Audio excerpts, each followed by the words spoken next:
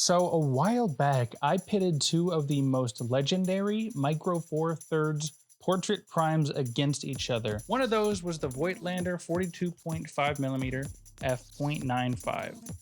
Someone asked me how these lenses stood up against the much older, even more famous Helios 58mm f2. Now, I already owned this little Russian lens, but it isn't really that similar, is it? Well, if you slap this Lens Turbo 2 speed booster on it, it ends up being like a 42.1mm f1.4 lens. Sure, it's a little bit slower than the Voigtlander, but almost every lens is. And with many Helios versions going for under 100 or even under 50 bucks, they might just be a steal compared to the Nocton 42.5.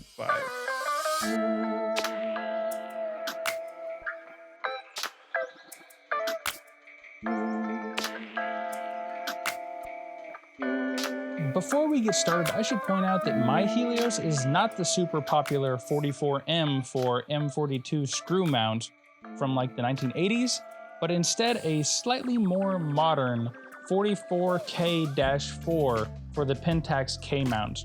The optics are the same formula, more or less, but this lens compared to other models or even other copies of the same model may vary quite a bit.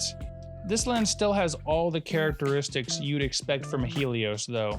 So let's take a look at build quality first. The Voigtlander here is a little bit bigger than the Helios. Even with the speed booster, the Helios is a little smaller. In terms of weight, pretty similar.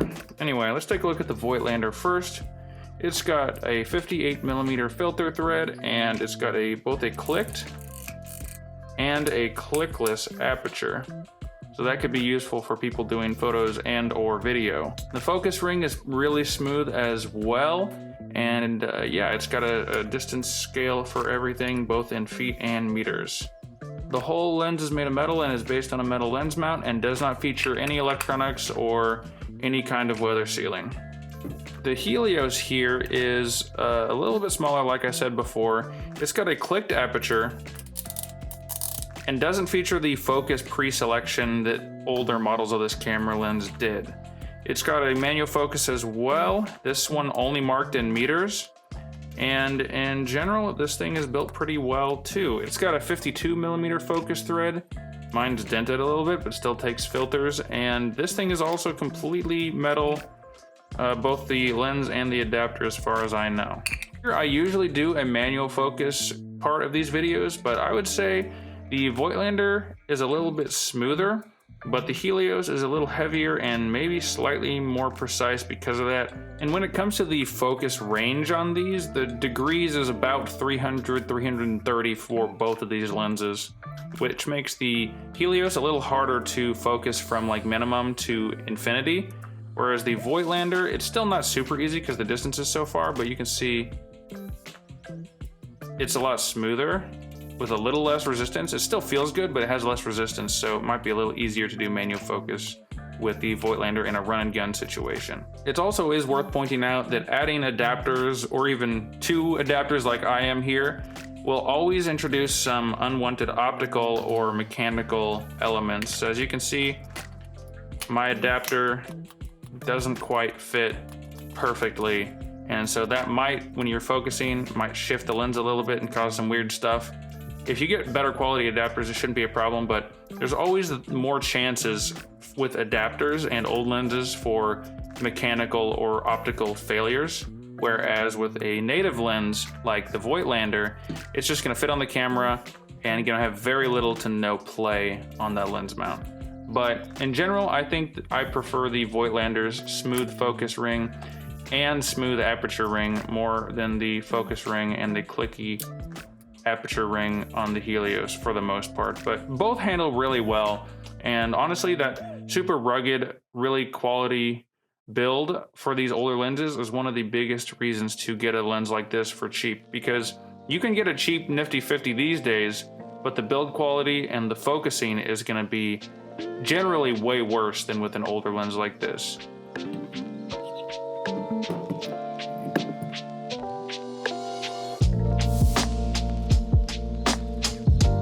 So the the Voigtlander is kind of infamously soft wide open, but the Helios is a 70-year-old lens design, and a knockoff at that, and a 30-year-old lens, so who knows what this thing has been through. I know image quality and sharpness isn't the end-all be-all, but in this case I figured we might as well put them through their paces. The Voigtlander can get nearly a full stop brighter than the Helios, even speed boosted, but as expected there's a decent amount of haziness and ghosting and loss of contrast. But you can tell there's some sharpness there, even wide open. The image is also a little magenta and warm here. The widest the Helios can go is f1.4, with the speed booster anyway, and that's how I'll be measuring this lens, with the speed booster factored in. And that adds about a stop of light and background blur. The first thing I noticed here was the color. Rather than the Voigtlander's warm and more magenta colors, this is more blue and green. Interesting. The next thing I noticed are the very soft corners. Not even the corners really, pretty much everything not directly in the center of the frame. Maybe I shouldn't say corners either, as it isn't as much of corners as is one side versus the other. The right side does look soft, but not nearly as soft. Probably a case of the lens being slightly decentered. That's just the price of admission when it comes to these old lenses. The center itself though is pretty good honestly, and oh, before I forget, the Helios is supposed to be 1.5 millimeters wider than the Voigtlander, but in reality, it is much more zoomed in, probably closer to a 45 or 50 millimeter. My speed booster hasn't been off before as far as I could tell, so I assume this is something on the lens side of things. Not sure what could be causing that. Let me know if you guys know of the Helios as being a little bit more zoomed in than 58 millimeters. The Voigtlander shows a huge improvement already, going from f.95 to f1.4. The center seems a little soft still, but maybe a little bit better than the Helios at f1.4. I do prefer the color overall, and the corners are significantly better as well. Still, the Helios is putting up a decent fight for a lens its age. To my eye, in the center at f2, it is still super close, but the Voigtlander pulls ahead again in the image corners, and the color and contrast is a little more punchy and more accurate on the Voigtlander as well. The Helios, though, is going to give you a certain look no matter what you do. The Voigtlander sharpens up again at f4 and otherwise looks pretty much the same. The Helios's middle gets better, and the corners start to sharpen up finally. There's some weird stuff happening too, however. The image has started slightly shifting warmer, but is still keeping that green tinge. It also looks to have less contrast at f4. Not sure what's going on with that. By f8, the Voigtlander is more or less the same, but the Helios has sharpened up once again. That warm color shift has gotten a little out of hand now, and the contrast seems even lower once again. f16 on the Voigtlander is starting to get a little soft, but f11 on the Helios is still holding up pretty decent. The Helios's warm tint has totally overtaken the image, giving the whole picture that Mexico and Breaking Bad filter sort of effect. The Helios obviously stops down to f16 on the lens, but with the speed booster, it can't really go effectively lower than f11 or so. While we're on image quality, let's look at chromatic aberration and ghosting. So the Voigtlander wide open here gives us an expected pretty poor showing when it comes to that chromatic aberration. The chromatic aberration is pretty extreme, but right in the center where I focus the image, it's not too bad. The Helios surprises us here with an honestly pretty great performance when working against chromatic aberrations on those high contrast edges of things. Of course, it swaps out that chromatic aberration for another problem, which is some serious ghosting and smearing all the way across the frame. For chromatic aberration, the Helios wins, but for ghosting, the Voigtlander is slightly better. The Voigtlander will clean up a bit by f1.4 and be really solid by f2, whereas the Helios will need to go down to f2.8 or f4 to get the same control over the sharpness and aberrations and ghosting. Neither lens is super great or horrible for focus breathing. No real surprises here. I'm sure focus breathing wasn't exactly a huge concern in Germany in the 1940s still film camera age. As far as minimum focus goes, this is the kind of close-up pictures the Helios can grab. Looks like the minimum focus is about 1.5 feet. The Helios says on the lens body 0.5, I'm assuming that's meters, and honestly, that's not a lot closer than a lot of modern 85mm lens equivalents. The image quality is pretty good here. I was worried it would be a lot softer up close, but it seems to hold up pretty well and looks pretty good. The Voigtlander has good news and bad. The good news is it can focus close, and I mean like way closer to your subjects. At 9 inches, it is actually about twice as close as the Helios can get. Problem is, wide open, or even if it was at f1.4, it's a lot shakier in terms of image quality compared to the Helios, being pretty soft and glowy. Still, it's nice to have that ability to get that close with the Voigtlander in my experience, and if you stop down to f2, you're pretty much good to go. So I know we're talking about bokeh here, but you can see how crazy that purple and green fringing we talked about earlier is in situations like this with the Voigtlanders. The bokeh itself is pretty unique, with some outlining around elements that are only slightly out of focus. The more things are out of focus, the smoother they get, especially in the middle, where the bokeh can be about the smoothest I've ever seen. The edges do get a bit of that lemon shape going on, but in general, it's not that big of a deal. In the top right of this shot, you can see one of the biggest reasons people go for the Helios lenses, and that is that swirly Petzval lens bokeh effect.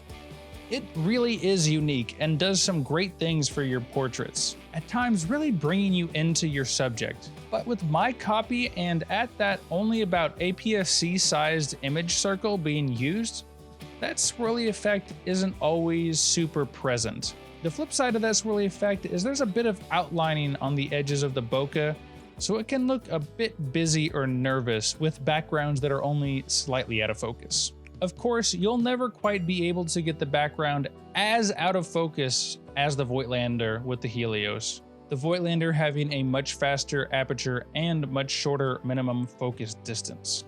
So stop it down, we have the aperture blades coming into play. The Voigtlander with its straight blades makes any aperture other than f0.95 get these stop sign shapes. Generally, it's still pretty smooth. The bokeh itself doesn't have any onion rings or anything like that, but those highlights do look a bit distracting. The Helios does have fewer aperture blades. It looks like 6 compared to the Voigtlander's 10, but they seem more or less equally as smooth, or maybe even slightly better.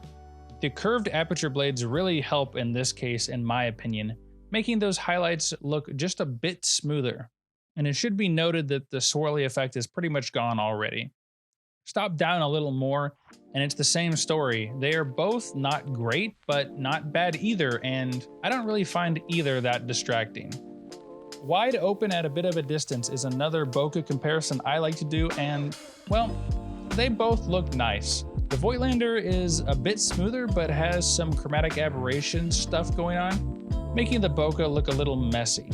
The Helios is a bit rougher around the edges, literally, but it does have a bit more neutral colors in those backgrounds, and it also still maintains that swirly effect. Which one is best for bokeh really is going to be mostly down to personal choice. Wide open, the Voigtlander has some really big red and green bluish circles and other soft flare elements, but honestly, contrast holds up pretty well despite all that. Those flare elements are certainly there, but it usually looks pretty soft and natural. Okay, so this isn't exactly the most fair comparison for the Helios. All the flares when the light is in the shot are the Helios. That includes the soft flare specks like the Voigtlander had, as well as this rainbow flare coming from the light source itself, and of course that huge hit in contrast. What isn't the lens's fault are those broad spiky flares when the light is just outside the frame. That is a known issue caused by the speed booster I use. I actually really dig the Helios flares creatively, but that broad flaring from the adapter is particularly ugly with this lens for some reason. Stopped down, they are both looking a little bit lame. The Voigtlander performs worse, if anything, with the soft flare from before turned into a giant straight-edged, contrast-killing shape. The Helios doesn't exactly fare much better, with the blade shaping the flares here as well, taking away our fun rainbow friend. Oh, and of course, making the edge flaring issue even worse. The Voigtlander is a little weird for Sunstars at f16. It shifts into a weird aperture mode, but just go down one click towards f11 and you get some of those fun spiky Sunstar effects back. The Helios at effectively f11 has some pretty unique Sunstars with bursts of light that radiate and fall away softly while getting bigger too. Could be pretty useful and interesting, except for some reason we get this super strange reflection pattern coming from the aperture blades inside the lens. They do start to peek in a little bit earlier than this, but stop all the way down and they will show up in your image covering what seems to be almost like 60 or 70% of the image. This is a super strange effect I haven't seen on any lens, modern or vintage. At the end of the day, guys, the Helios has still got it. And of course it does. It's by far and away the most popular and one of the most affordable vintage lenses that you can buy, especially for that price. It brings quite a punch, giving you a great lens for pretty much any system. It has awesome characteristics, and even technically it's pretty good in a lot of the categories. Remember though, my copy of this lens could and will vary a lot from others you might find online. But in general, I think you can take this as a decent starting point. The Voigtlander wide open certainly has a bit of a vintage vibe to it, but stopped down it behaves very much like a modern piece of glass. Sure, the Helios has more character, but the Voigtlander has character and a technical edge in quite a few of the categories. But I think most importantly of all, it is versatile and reliable. The Helios performs so differently and randomly at different settings, and the copies themselves vary so much, it's hard to get a solid read on what the lens is really capable of. And it's a little harder to use in general with less options for filmmakers, and adds a little more fiddliness having to use one or more adapters. Although you have to remember the Helios can be found for well under $100 on eBay, where I think you would be pretty hard pressed to find the Voigtlander for under $600. Of course, you don't really pit these lenses up against each other to find out which one is better or worse. It's more of a test to see how far lenses have come, as well as appreciate that a 70-year-old lens design can still outperform some modern lenses in some categories, and give you a great in-camera look while doing it. And at a price of about $50 on average, I'd say there's really no reason not to get the Helios 44. Anyway, guys, this was super fun. Thanks to whoever suggested comparing this vintage lens to a modern one. I really appreciate it. It was a blast. If you made it this far in the video, I assume you enjoyed it. If you did, go ahead, show me, hit that like button down below. And while you're down there, let me know, what do you enjoy shooting with more? Modern lenses, which are a little bit easier to use, or vintage lenses that can give you a really unique look? And if you like what you saw and you want to see more, definitely consider subscribing to see more lens comparisons, gear reviews, and everything GH5 and filmmaking right here. And if you do, I will see you in the next video.